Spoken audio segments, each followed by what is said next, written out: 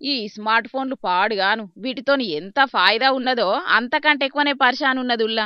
తెలిసి తెలవక లింకును చిటుక్కునొత్తిన పాపానికి ₹1,00,000 కట్నం చదివించుకోవాల్సి వచ్చింది పాపం గిషీనన్నకు. కామారెడ్డి జిల్లా బీర్కూరు మండలం చించోలి కాడుంటాడు. వ్యవసాయం చేసుకుని బతుకు బండిని నడిపిస్తున్నాడట. అన్నా అసలేమైందే? శ్రీనివాస్ ఒక 7-8 మెసేజ్లు వచ్చినాయి. మెసేజ్ రావడం వల్ల అది నంబర్ చూసి కాల్ చేస్తే అది రెస్పాన్స్ ఇవ్వలేడు. తర్వాత పొద్దుగాల లేచిన కంటే పైసలు అమౌంట్ కట్ అయిపోయినాయి. ₹1,00,000 దాకా కట్ అయిపోయినాయి. అగో ఇన్నరా, ఆధార్ అప్డేట్ అని లింక్ వచ్చిందట. ఆయనతో చేయకుంటే ఏమైతుందో ఏం పాడో అని ఫోన్కు మెసేజ్లు రాగానే అందులో వచ్చిన ఫోన్ నెంబర్కు ఫోన్ కొట్టిండు.